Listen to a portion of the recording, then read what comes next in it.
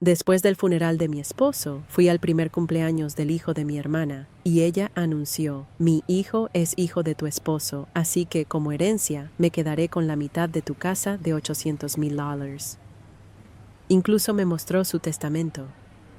Le dije: ah, ya veo, e intenté contener la risa.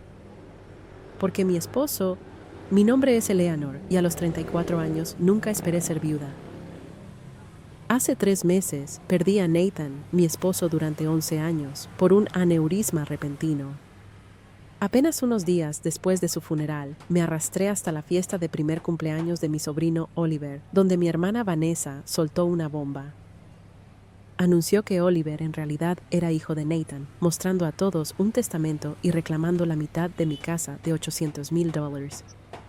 Lo que ella no sabía era por qué apenas podía contener la risa. Si estás viendo esto desde algún lugar donde el drama familiar te resulta familiar, tómate un momento para darle like y suscribirte. Créeme, querrás saber cómo manejé lo que vino después. Nathan y yo nos conocimos hace 12 años en una subasta benéfica a favor de niños con leucemia. Yo estaba como voluntaria, ayudando a organizar los artículos de la subasta silenciosa. Cuando él superó a todos en la puja por una pintura que yo había estado admirando toda la noche. Era una acuarela del horizonte de Seattle al atardecer, con naranjas y púrpuras vibrantes que se fundían en el agua. Después de ganar, fue directamente hacia mí y me la entregó. Noté que mirabas esto toda la noche, dijo, con una sonrisa que hacía que sus ojos verdes se arrugaran en las esquinas. Creo que te pertenece a ti. Así era Nathan, atento, observador y generoso hasta el extremo. Me enamoré rápido y profundamente. Tuvimos nuestra primera cita la noche siguiente, y se sintió como si nos conociéramos de toda la vida. Era un abogado corporativo, brillante pero humilde, el tipo de hombre que recordaba los nombres del personal de servicio y hacía preguntas genuinas sobre sus vidas. 8 meses después de conocernos, me propuso matrimonio en el paseo marítimo, con el horizonte real reflejando la pintura que nos unió.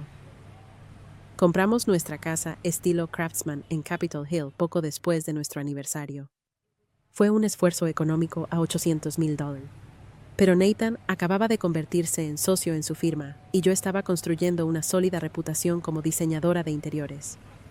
La casa necesitaba arreglos, pero tenía buena estructura, techos altos y un pequeño patio trasero donde imaginaba a nuestros futuros hijos jugando. Esos hijos nunca llegaron, no por falta de intentos. Durante años planificamos, registramos y tuvimos esperanzas. Luego vinieron los médicos, las pruebas, los procedimientos, 4 rondas de FEI que agotaron nuestros ahorros y nuestro ánimo. Todavía recuerdo el último intento fallido, el silencioso viaje de regreso a casa desde la clínica, Nathan extendiendo la mano por encima de la consola para tomar la mía, ninguno de los dos diciendo una palabra, porque ambos sabíamos que ese era el final de ese camino. Aún podemos tener una vida hermosa, dijo Nathan esa noche, mientras nos sentábamos en el columpio del porche. Tú y yo, eso es suficiente, y lo decía en serio. Poco a poco reconstruimos nuestros sueños. Viajamos. Nos entregamos por completo a nuestras carreras. Renovamos la casa habitación por habitación hasta que fue el hogar de exhibición que siempre había imaginado. Nathan apoyó mi negocio cuando decidí lanzar mi propia firma de diseño de interiores. Nuestra vida estaba llena, aunque diferente de lo que habíamos planeado al principio. Mi hermana menor, Vanessa, siempre estaba en la periferia de nuestra felicidad. 4 años menor que yo, a los 30, siempre había sido la oveja descarriada de la familia. Mientras yo estudiaba diseño y construía un negocio, ella saltaba de un trabajo a otro y de una relación a otra. Nuestros padres siempre se preocupaban por ella, lo que se traducía en que le justificaran su comportamiento y la sacaran de apuros económicos una y otra vez. Vanessa y yo teníamos una relación complicada desde la infancia. Era innegablemente hermosa, con ese tipo de encanto natural que atraía a la gente. Pero siempre había una corriente subterránea de competencia de su parte. Si yo lograba algo, ella necesitaba superarme. Cuando empecé a salir con Nathan, de repente, a ella le empezaron a interesar los estudiantes de derecho. Cuando compramos nuestra casa, se quejó durante meses de su apartamento, buscando que nuestros padres la ayudaran a mudarse a uno mejor. Era agotador, pero Nathan me animaba a mantener la relación. Es tu única hermana, me recordaba. La familia es importante. Hace 2 años, Vanessa empezó a salir con Ryan, un camarero que conoció saliendo con amigas. Era guapo, de una manera ruda. Tatuajes cubrían sus brazos y tenía una motocicleta que a nuestros padres no les gustaba. Desde fuera, su relación parecía volátil, con rupturas dramáticas y reconciliaciones apasionadas. Luego vino el anuncio del embarazo en la cena de Acción de Gracias, el año antes de que Nathan muriera. Fue inesperado, por decirlo menos. Yo estaba cumpliendo con las expectativas sociales. Y ahí estaba ella, anunciando su embarazo con lágrimas teatrales y declaraciones sobre el milagro de la vida. Sentí la punzada familiar de los celos. Después de todas nuestras luchas, de todo nuestro sufrimiento, Vanessa había conseguido accidentalmente lo que nosotros deseábamos con desesperación, pero reprimí esos sentimientos. De verdad me alegraba por ella y estaba decidida a ser la mejor tía posible para su hijo.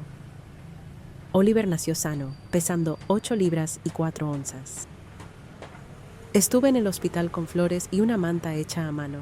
Había pasado meses tejiéndola. Desde el principio, Vanessa parecía abrumada por la maternidad y a menudo me llamaba llorando por los cólicos de Oliver o por su agotamiento. Intervenía tanto como podía, a veces cuidando a Oliver durante la noche para que ella pudiera dormir. Nathan estaba menos involucrado con Oliver que yo.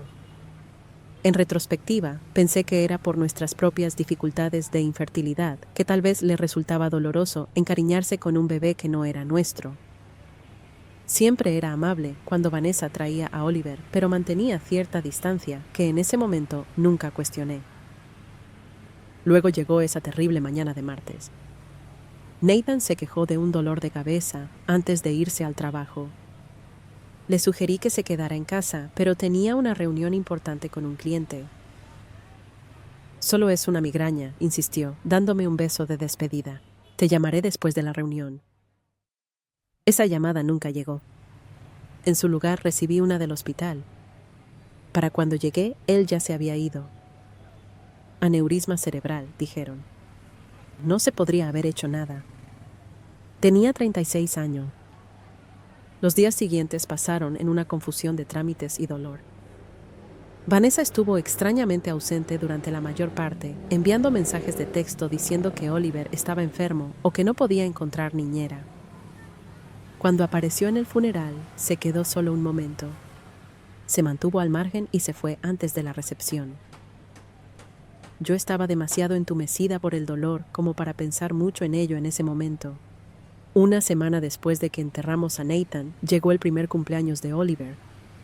Lo último que quería era asistir a una fiesta de cumpleaños infantil, pero las obligaciones familiares me tiraban. Nathan querría que fueras, insistió mi madre durante una de sus llamadas diarias para ver cómo estaba.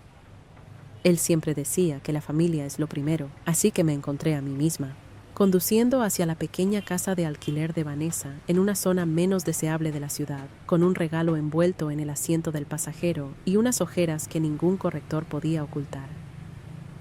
Apenas había dormido desde que Nathan murió, pasando las noches mirando el lado vacío de la cama, buscando un calor que ya no estaba allí. Aparqué detrás de una fila de autos y respiré hondo varias veces antes de tomar el regalo y dirigirme hacia adentro.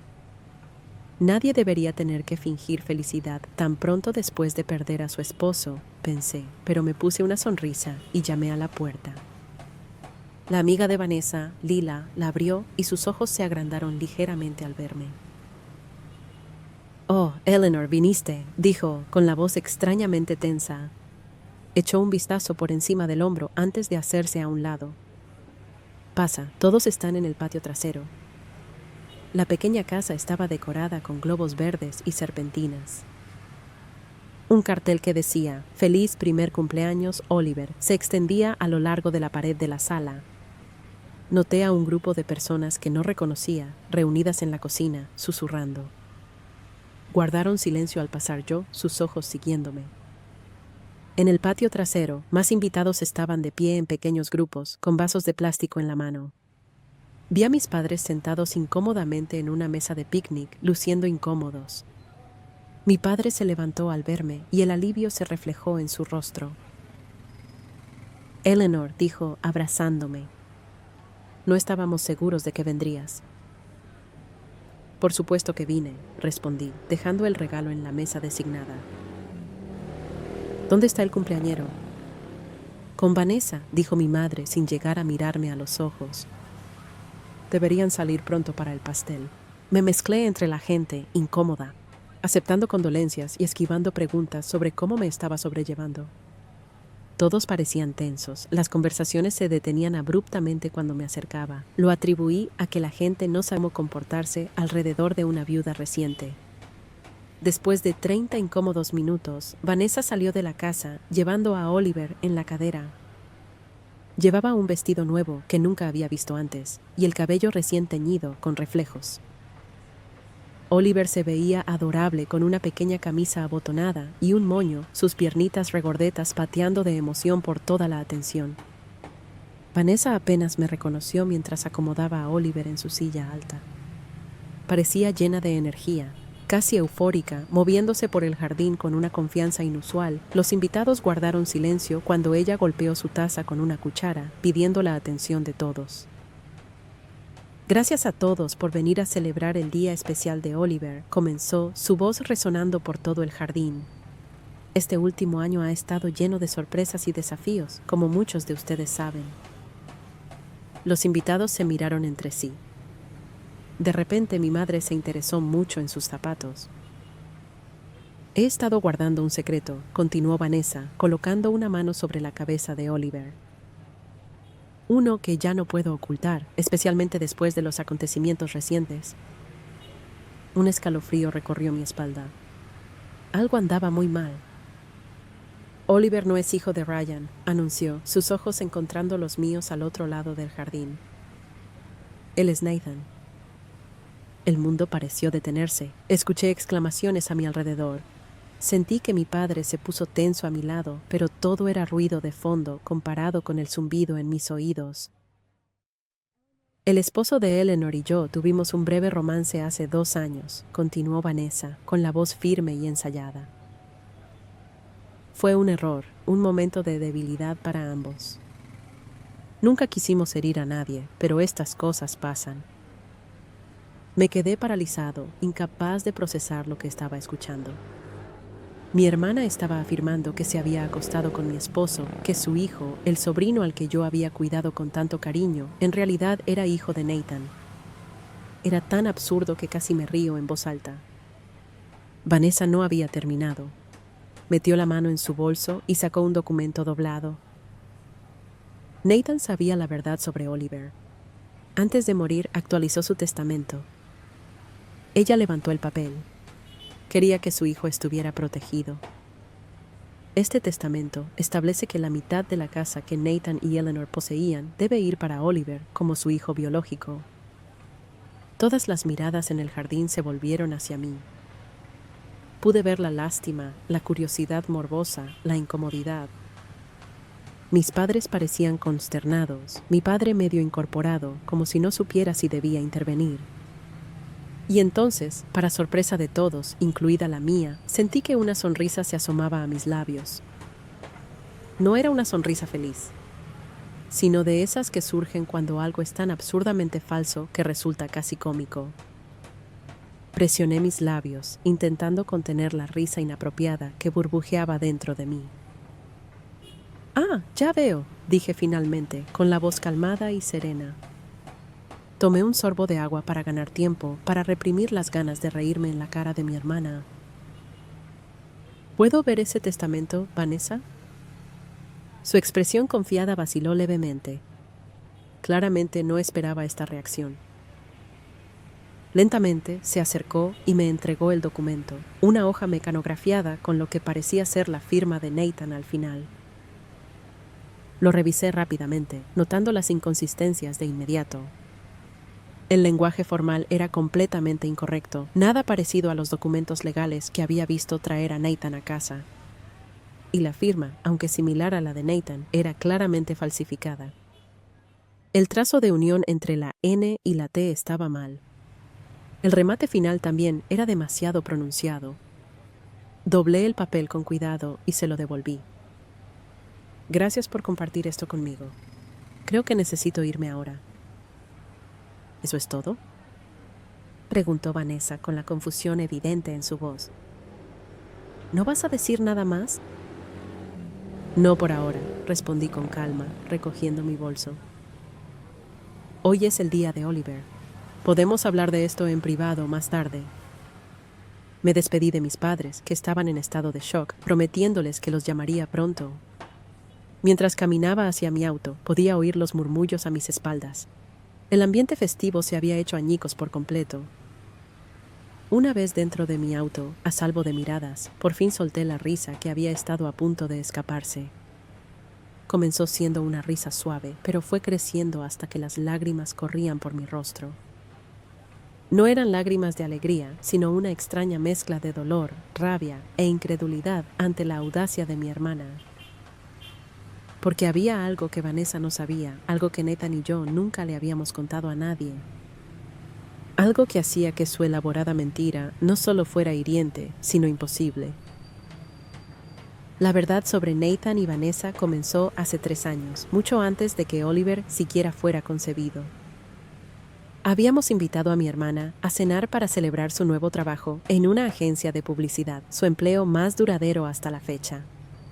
Nathan había preparado su famoso chili y habíamos abierto una buena botella de vino. Fue una velada agradable hasta que me disculpé para atender una llamada de trabajo de un cliente que tenía una emergencia de diseño. La llamada duró más de lo esperado, casi 20 minutos, explicándole a un cliente adinerado cómo colocar los muebles. Cuando regresé al comedor, el ambiente había cambiado. Nathan parecía incómodo y Vanessa estaba sentada mucho más cerca de él que cuando me fui, con la mano sobre su brazo, riendo de algo que yo no había escuchado. En ese momento no le di importancia. Vanessa siempre había sido cariñosa y el vino había estado corriendo libremente. Pero más tarde esa noche, mientras nos preparábamos para dormir, Nathan parecía preocupado. «Hay algo que necesito decirte», dijo, sentado al borde de nuestra cama. «No quiero que esto cause problemas entre tú y tu hermana, pero tampoco quiero guardarte secretos». Me explicó que, mientras yo estaba al teléfono, Vanessa le había insinuado algo. Nada dramático, solo comentarios inapropiados sobre lo afortunada que yo era de tenerlo, seguidos de una sugerencia de que él merecía a alguien que realmente pudiera apreciarlo. Cuando él la rechazó, ella se lo tomó a broma, diciendo que era demasiado sensible si pensaba que hablaba en serio. Me dolió, pero no me sorprendió del todo. Vanessa siempre había sobrepasado los límites.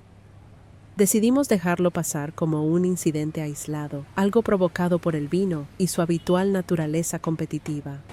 Pero no fue un caso aislado.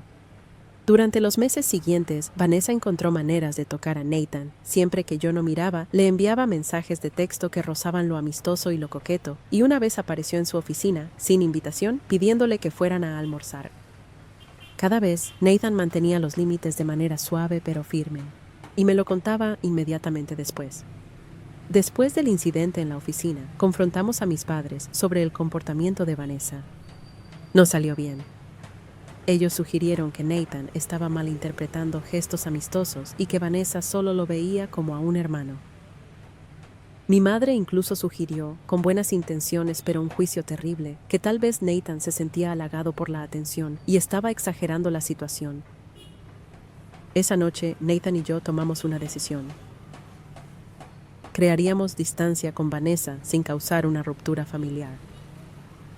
Rechazamos invitaciones en las que ella estuviera incluida. Nos aseguramos de no quedarnos nunca a solas con ella y Nathan bloqueó su número en el teléfono después de que le enviara un mensaje especialmente sugerente a altas horas de la noche.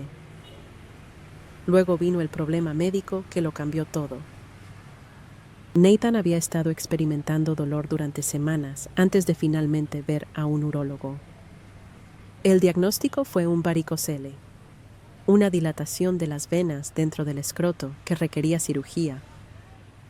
El procedimiento salió bien, pero hubo una complicación.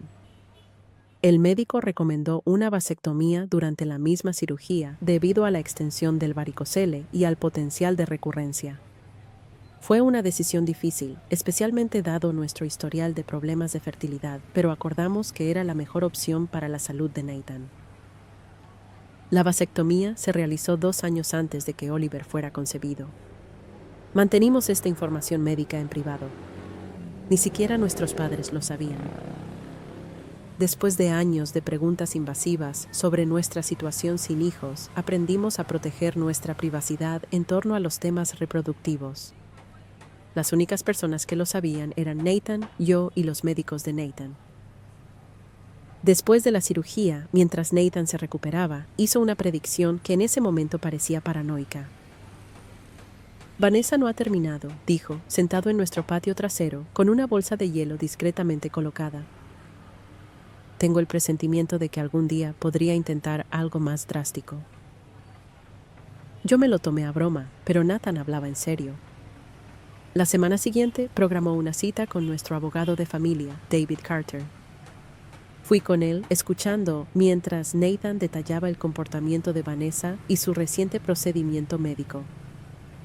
David recomendó documentar todo, los avances no deseados, los registros médicos que confirmaban la vasectomía, incluso mensajes de texto y correos electrónicos de Vanessa.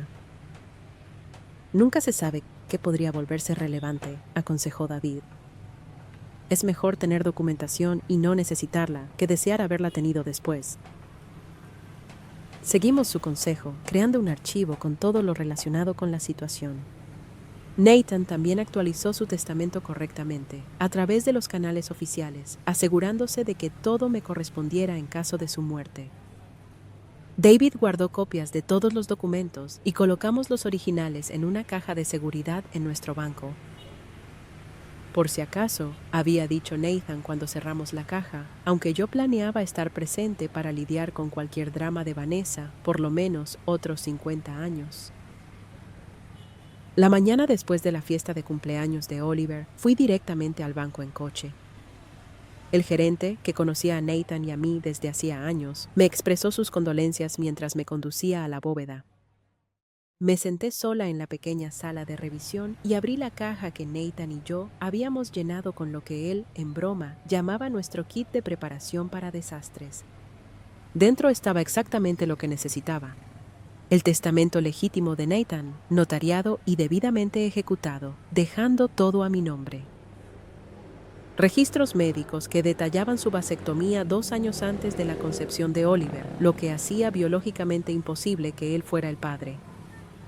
Un diario que Nathan había llevado, documentando cada interacción inapropiada con Vanessa, incluyendo fechas, horas y citas exactas. Copias impresas de los mensajes de texto que ella le había enviado. Una carta de nuestro abogado confirmando que él había presenciado el testamento legítimo de Nathan y estaba disponible para verificar su autenticidad. Y en el fondo de la caja, un sobre sellado con mi nombre escrito en la familiar caligrafía de Nathan. Con los dedos temblorosos, lo abrí y comencé a leer. Mi queridísima Eleanor, si estás leyendo esto, es porque algo me ha pasado y has necesitado acceder a estos documentos. Espero que sea dentro de muchos años, cuando seamos viejos y canosos, y las travesuras de Vanessa no sean más que un recuerdo lejano del que nos reímos. Pero si no es así, si ha ocurrido lo peor y ella ha intentado hacerte daño en mi ausencia, por favor, tenlo presente. Intenté prepararme para cualquier posibilidad. Usa estos documentos para protegerte. Sé cuánto valoras a la familia, lo leal que eres con quienes amas, pero mereces estar protegida de quienes se aprovecharían de ese hermoso corazón tuyo. Te amo más allá de las palabras, más allá del tiempo. Pase lo que pase, recuerda eso, Nathan. Las lágrimas corrían por mi rostro mientras leía sus palabras, sintiendo su amor y protección alcanzándome incluso después de la muerte. Mi esposo, tan práctico y considerado, había previsto esto. Quizá no este escenario específico, pero sí la posibilidad de que Vanessa intentara aprovecharse de su muerte. Cuidadosamente devolví todo a la caja, excepto lo que necesitaba: copias de los registros médicos, el testamento legítimo y ciertas entradas seleccionadas del diario. Luego llamé a David Carter y programé una cita para esa misma tarde. La oficina legal de David Carter estaba en una casa adosada, convertida en el centro de Seattle, el tipo de lugar que emanaba dinero antiguo y discreción. Solo había estado allí unas cuantas veces con Nathan, pero la recepcionista me reconoció de inmediato y su expresión se suavizó con simpatía. «Señora Bennett», dijo, levantándose para saludarme. «El señor Carter la está esperando. Por favor, acepte mis condolencias por su pérdida». David tenía unos 60 años, con el cabello plateado y unas gafas de lectura apoyadas en la punta de la nariz.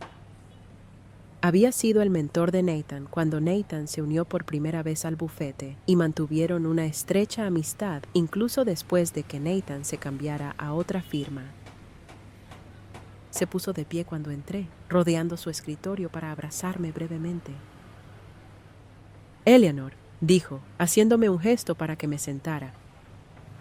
«Me devastó enterarme de lo de Nathan. Era de los buenos». «Lo era», asentí con la voz quebrada. Y parece que también tenía razón al prepararse para lo peor con mi hermana. Le expliqué lo que había sucedido en la fiesta de cumpleaños, mostrándole el testamento falsificado que Vanessa había presentado. David lo examinó y su expresión se volvió cada vez más preocupada. «Esto es una falsificación amateur», dijo, por fin. «El lenguaje es completamente incorrecto y la firma, aunque similar, nunca resistiría un análisis pericial. Pero el hecho de que ella haya creado esto es sumamente inquietante». Le mostré los documentos de la caja de seguridad, los registros médicos que confirmaban la vasectomía de Nathan, el testamento legítimo y el diario de Nathan documentando el comportamiento de Vanessa a lo largo de los años. «Nathan no era nada, sino meticuloso», dijo David, revisando los materiales. «Estos registros médicos por sí solos desmienten su afirmación sobre la paternidad de Oliver. La vasectomía se realizó 2 años antes de que el niño fuera concebido. Es biológicamente imposible que Nathan sea el padre». «¿Qué debería hacer?», pregunté. «No quiero humillarla públicamente, pero no puedo dejar que se lleve la mitad de nuestra casa basándose en una mentira». David se recostó en su silla, pensativo. «Primero, necesitamos más información. Recomiendo contratar a un investigador privado para que investigue la situación actual de Vanessa. Probablemente haya una motivación más allá de la simple crueldad aquí. Rara vez las personas intentan un fraude de este tipo sin una presión financiera». Recomendó a Paul Sullivan, un ex detective de policía que ahora trabajaba como investigador privado, a menudo en casos para la firma. Estuve de acuerdo y David hizo la llamada de inmediato, explicando la situación en términos generales. Paul llegó 1 hora después, un hombre corpulento con acento de Seattle y una actitud directa y sin rodeos. Tomó notas detalladas mientras yo le explicaba la situación, haciendo preguntas incisivas sobre el historial de relaciones de Vanessa, su empleo y su situación financiera. Me di cuenta de lo poco que realmente sabía sobre las circunstancias actuales de mi hermana. Nos habíamos distanciado aún más desde el nacimiento de Oliver, y mis intentos de involucrarme como tía a menudo eran rechazados o dados por sentados. «Necesitaré unos días», dijo Paul cuando terminé de hablar. «Mi enfoque preliminar será su situación financiera y la relación con el verdadero padre del niño. ¿Hay algo más que puedas decirme sobre él?». Compartí lo poco que sabía sobre Ryan, el camarero con el que Vanessa estaba saliendo cuando quedó embarazada. Solo lo había visto unas cuantas veces y parecía no estar interesado en las reuniones familiares. La última vez que supe, seguían juntos. Pero ella ya casi no lo menciona, dije. Él no estuvo en la fiesta de ayer, lo cual me pareció extraño tratándose del padre del cumpleañero. Paul asintió, haciendo otra anotación. Ese es un buen punto de partida. Me pondré en contacto pronto. 3 días después, Paul llamó para solicitar una reunión en la oficina de David. Cuando llegué, ambos hombres estaban revisando documentos esparcidos sobre la mesa de conferencias. Señora Bennett, comenzó Paul una vez que estuvimos sentados. He descubierto información preocupante sobre la situación de su hermana. Según su investigación, Vanessa estaba en una situación financiera desesperada. Había acumulado más de $75,000 en deudas repartidas entre tarjetas de crédito, préstamos personales y facturas médicas, por Oliver, quien necesitó una cirugía por un defecto cardíaco poco después de nacer. Su puntaje crediticio era pésimo y le habían rechazado 3 préstamos adicionales solo en el último mes. También enfrenta un desalojo, continuó Paul, deslizando un documento por la mesa. Esta es una copia de la notificación que su arrendador presentó la semana pasada. Tiene hasta fin de mes para pagar 4 meses de alquiler atrasado o desalojar la propiedad. En cuanto a Ryan, al parecer abandonó a Vanessa y Oliver poco después del nacimiento, mudándose a Portland con una nueva novia. Estaba pagando una manutención mínima, apenas $200 al mes, y ni siquiera de forma regular. También encontré esto, dijo Paul mostrando impresiones de mensajes de texto. Lleva semanas contándoles a sus amigos sobre sus planes de reclamar parte de tu casa. Estos son mensajes entre ella y una amiga llamada Lila. Reconocí el nombre como el de la mujer que había abierto la puerta en la fiesta. Los mensajes eran incriminatorios. La muerte de Nathan es terrible, pero tal vez por fin sea mi oportunidad de conseguir lo que merezco. Esa casa ahora vale al menos $800,000. Si juego bien mis cartas, tendré un buen fondo para Oliver y para mí. El testamento está casi listo. Mi amigo Nathan es bueno con Photoshop y encontró una muestra de la firma de Nathan en línea de una subasta benéfica. Parece totalmente legítimo. Eleanor siempre ha sido la hija dorada. Es hora de que yo reciba mi parte. Ella tuvo 11 años con un gran hombre. Lo mínimo que puede hacer ahora que él ya no está es compartir la riqueza. Me sentí físicamente enferma al leer la frialdad calculada de las palabras de mi hermana. Esto no era solo oportunismo, era un fraude premeditado, diseñado para aprovecharse de mi dolor. Hay más, dijo Paul suavemente. Hice una verificación de antecedentes de Ryan Carter, el verdadero padre. Tiene antecedentes de cargos por violencia doméstica de una relación anterior y actualmente tiene una orden de arresto por no pagar la manutención de otro hijo en Oregón. No es alguien que quisieras cerca de tu sobrino. Me quedé en un silencio atónito, tratando de procesarlo todo. Mi hermana no solo estaba desesperada, estaba dispuesta a destruir la reputación de Nathan y nuestro matrimonio para resolver sus problemas financieros, y su elección de pareja había puesto a Oliver en una situación potencialmente peligrosa. ¿Qué hago con todo esto?, pregunté, mirando entre David y Paul. No puedo simplemente exponer todo esto públicamente. Oliver es inocente en todo esto. Sigue siendo mi sobrino. David se quitó las gafas y se frotó el puente de la nariz.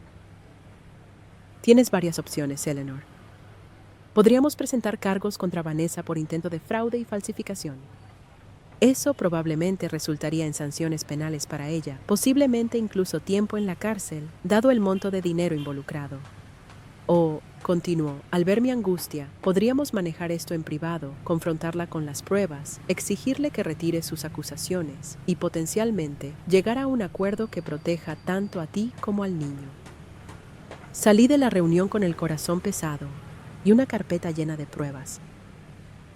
Esa noche llamé a mi terapeuta, la doctora Susan Lee, a quien había estado viendo desde la muerte de Nathan, y programé una sesión de emergencia. En su consultorio tranquilo, lleno de plantas, le conté toda la situación. Estoy tan enojada que apenas puedo ver con claridad, admití. Pero Oliver es solo un bebé. Nada de esto es culpa suya. Y a pesar de todo, Vanessa sigue siendo mi hermana. Lee escuchó atentamente, haciendo preguntas ocasionales sobre mi relación con Vanessa a lo largo de nuestras vidas. Parece que este patrón de competencia y manipulación ha existido desde la infancia, observó. La situación actual es una escalada, no una anomalía. ¿Qué harías tú?, pregunté, desesperada. No puedo decirte qué decisión tomar, respondió ella.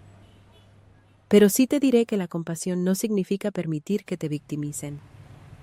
Puedes ser amable y aún así establecer límites y consecuencias firmes. Después de mucha reflexión, decidí un curso de acción. Confrontaría a Vanessa en privado con todas las pruebas, ofreciéndole una elección: enfrentar posibles consecuencias legales por su fraude o aceptar un compromiso que proveería para Oliver, pero que también exigiría responsabilidad de su parte. Con renovada determinación, llamé a Vanessa a la mañana siguiente.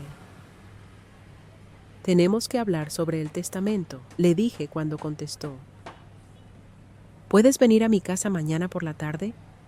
Solo tú, no Oliver. Sabía que terminarías cediendo, respondió ella, sonando satisfecha y presumida. Estaré allí a las 2. Pasé la mañana preparándome para la visita de Vanessa, organizando los documentos en un orden lógico y colocando dispositivos de grabación, siguiendo el consejo de David.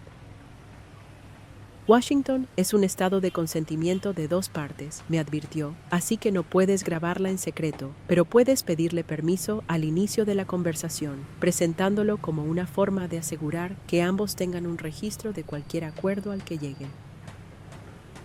A las 2 en punto sonó el timbre de la puerta. Respiré hondo, preparándome antes de abrir la puerta. Vanessa estaba de pie en el porche, luciendo impecable con un atuendo nuevo, su confianza evidente en su postura. Adelante, le dije, guiándola hacia la sala donde había dispuesto 2 sillas enfrentadas, una mesa de centro entre ellas con una grabadora, vasos de agua y una carpeta de documentos. Espero que no te moleste si grabamos nuestra conversación. Parece prudente, dada la naturaleza legal de lo que estamos discutiendo.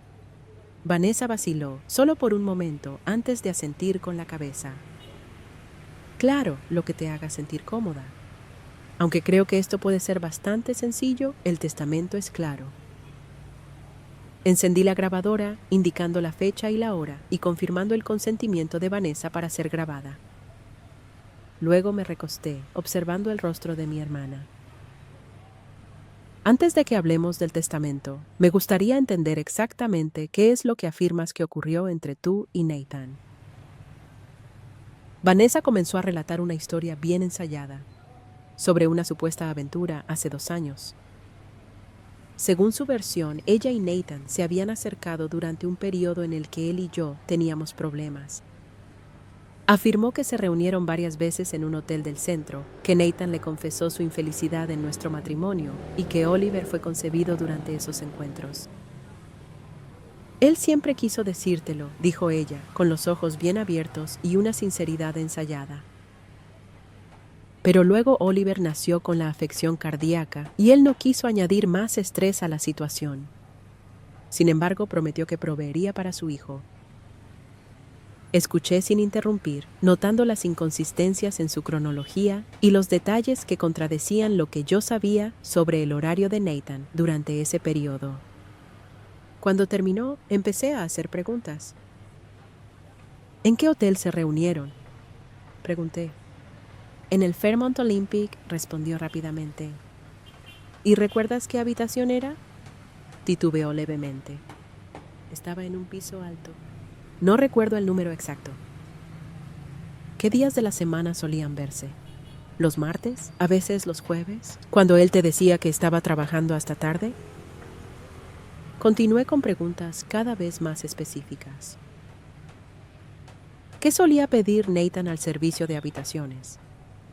¿De qué lado de la cama prefería dormir? ¿Se duchaba antes o después? Detalles que solo alguien que realmente hubiera sido íntimo con Nathan sabría. Vanessa se mostraba cada vez más nerviosa y sus respuestas se volvían vagas o contradictorias. ¿Por qué importa todo esto? Finalmente perdió la paciencia. La cuestión es que Oliver es hijo de Nathan y el testamento demuestra que Nathan quería proveer para él. En realidad, respondí con calma mientras abría mi carpeta, ambas afirmaciones son demostrablemente falsas. Puse los registros médicos sobre la mesa, entre nosotras. 2 años antes de que Oliver fuera concebido, Nathan se sometió a una vasectomía tras una cirugía por un varicocele. Fue completamente exitosa, confirmado por pruebas de seguimiento. Le era físicamente imposible engendrar un hijo después de ese procedimiento. El rostro de Vanessa perdió todo el color. Tomó los registros médicos con manos temblorosas, revisando el lenguaje clínico y las fechas. Esto podría ser falso, dijo débilmente. No lo son, respondí, y el médico de Nathan está preparado para testificar sobre su autenticidad si es necesario. Pero eso es solo el comienzo. Luego presenté el testamento legítimo, notariado y debidamente archivado ante el tribunal. Este es el testamento real de Nathan, preparado por David Carter y atestiguado por 2 socios de su firma. Como puedes ver, me deja todo a mí, sin ninguna mención de Oliver. La confianza de Vanessa se desmoronaba visiblemente, pero intentó recomponerse. Debió haberlo cambiado después de que se redactó este. El testamento que tengo es más reciente. El testamento que tienes, dije con calma, es una falsificación. Y una mala, debo añadir. David ya ha identificado múltiples inconsistencias legales en el lenguaje, y la firma es claramente falsa. Crear un testamento fraudulento es un delito grave en Washington, castigado con hasta 5 años de prisión. Continué metódicamente, presentando pruebas, el diario de Nathan documentando sus avances inapropiados, los mensajes de texto entre ella y Lila discutiendo el plan y finalmente el informe de la investigación de Paul detallando sus problemas financieros, la notificación de desalojo y el abandono de Ryan. Lo sabemos todo, Vanessa, dije, mientras ella permanecía sentada en un silencio atónito. La pregunta ahora es, ¿qué sucede después? Durante un largo momento no dijo nada. Luego, para mi sorpresa, comenzó a llorar.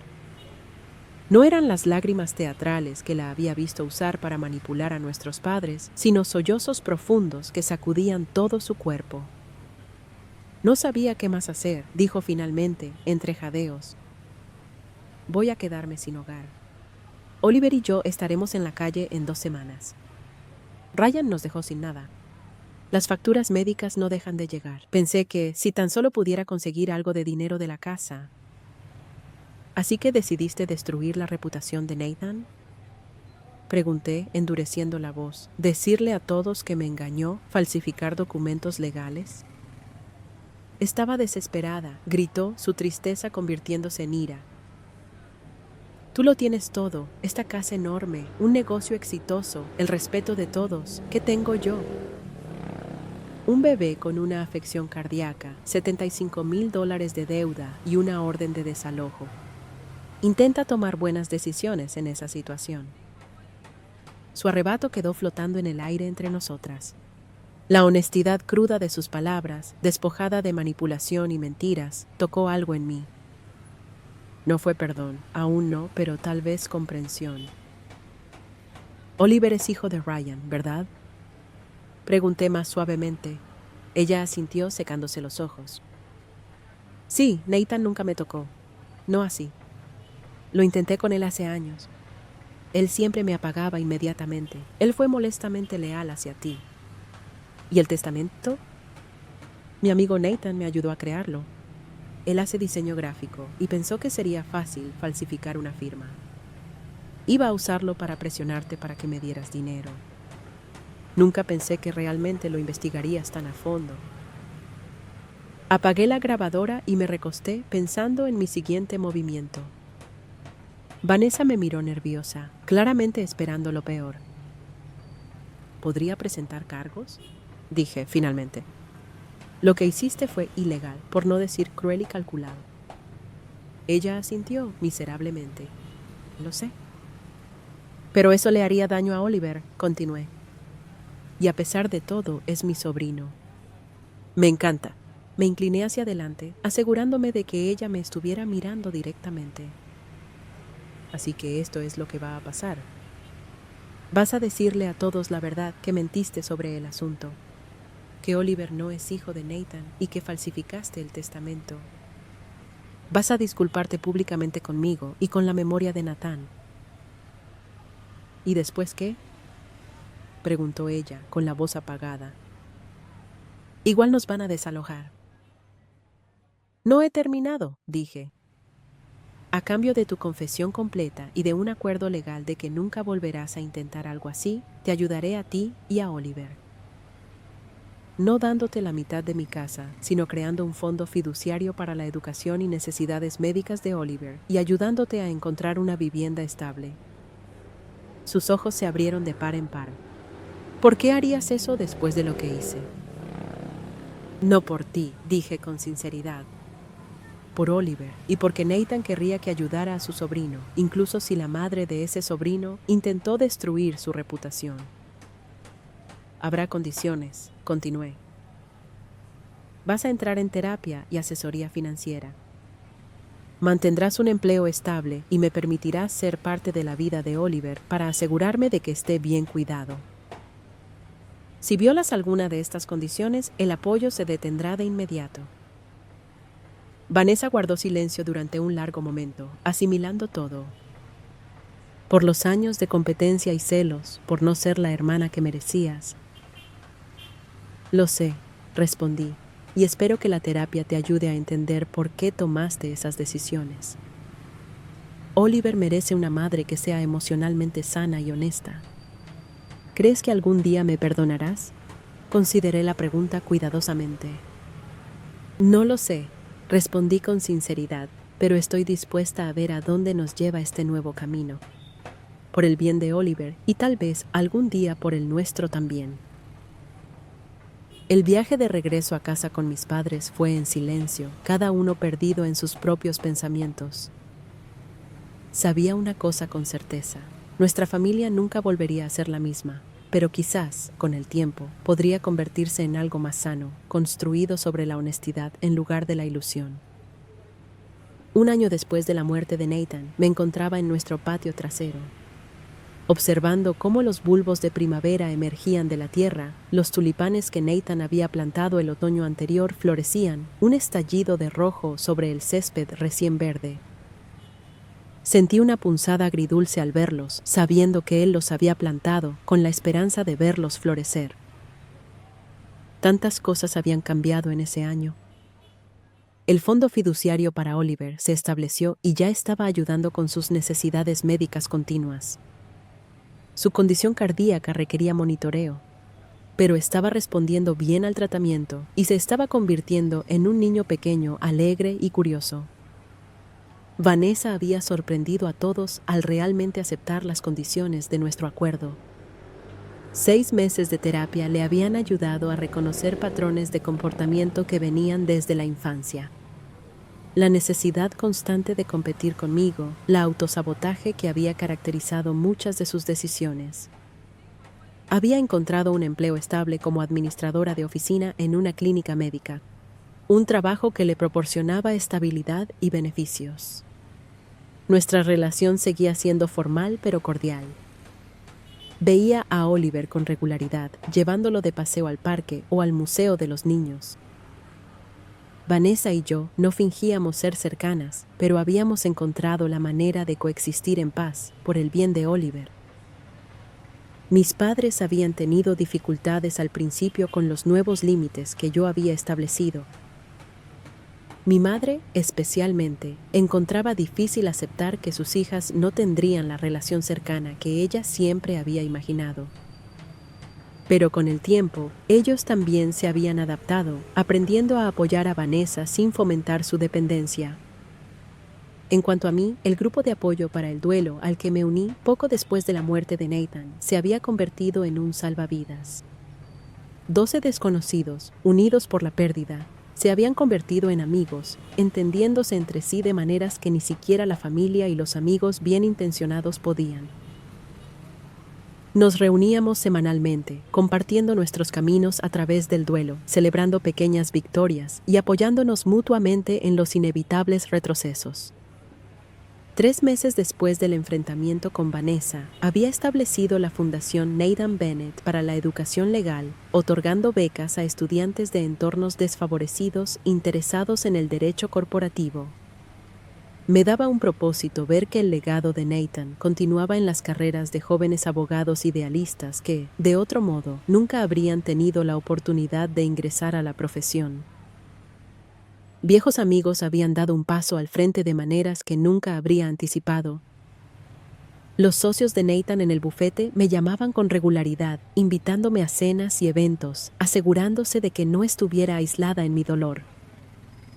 Mi compañera de cuarto en la universidad, Claire, volaba desde Denver cada mes solo para pasar los fines de semana conmigo. A veces no hacíamos nada más que ver películas y pedir comida a domicilio. Y luego estaba James. Lo conocí en una recaudación de fondos para la fundación 6 meses después de la muerte de Nathan. Era profesor de filosofía en la Universidad de Washington. Atento y amable, con un sentido del humor tranquilo que en algunos aspectos me recordaba a Nathan. Empezamos como amigos, compartiendo un café después de las reuniones de la fundación, y luego fuimos haciendo la transición poco a poco, a cenas ocasionales. Era diferente de lo que tuve con Nathan, como debía ser. James entendía que Nathan siempre sería parte de mi vida, que volver a amar no significaba reemplazar lo que había antes. Nos estábamos tomando las cosas con calma, ambos cautelosos pero esperanzados. De pie en el patio trasero esa mañana de primavera, reflexioné sobre todo lo que Nathan me había enseñado, no solo durante nuestros años juntos, sino incluso después de que él se fue. Su previsión al preparar esos documentos me protegió cuando estaba en mi momento más vulnerable. Sus entradas en el diario validaron mis experiencias con Vanessa.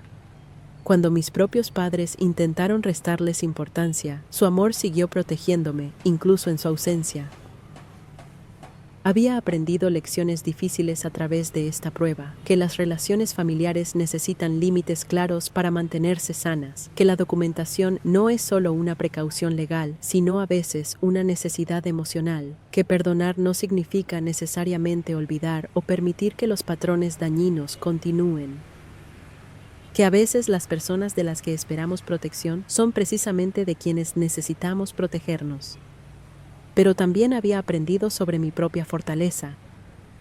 Había enfrentado la traición de Vanessa, navegado las complejidades legales y tomado decisiones difíciles sobre cómo seguir adelante, todo mientras procesaba la devastadora pérdida de mi esposo.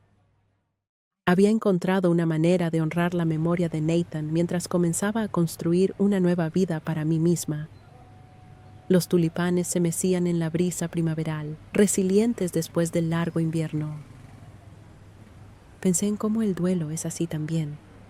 No es una línea recta, sino una serie de estaciones, cada una trayendo sus propios desafíos y bellezas inesperadas.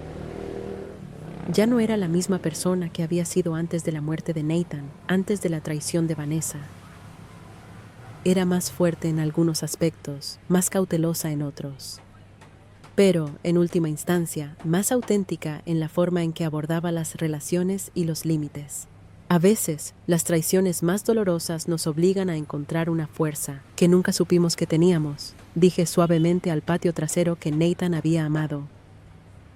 No podía saber lo que sucedería después de que te fueras, pero de alguna manera me preparaste para enfrentarlo. Y de esa manera, tu amor todavía me protege. Al darme la vuelta para volver adentro, sentí una paz que había estado ausente durante tanto tiempo. No porque el dolor se hubiera ido, nunca desaparecería por completo, sino porque había encontrado una manera de llevarlo junto con la esperanza para el futuro. Nathan me había dado ese regalo, enseñándome que el amor perdura incluso cuando la persona ya no está. Que la preparación y la honestidad son actos de profundo cuidado. Si hay algo que compartiría con cualquiera que enfrente una traición dentro de su familia, es esto. Protégete tanto con documentación como con límites. Las personas que realmente te aman respetarán esos límites y quienes no lo hagan nunca fueron seguras para ti desde el principio. ¿Alguna vez has tenido que establecer límites difíciles con miembros de tu familia? Gracias por ver el video, cuídate y mucha suerte.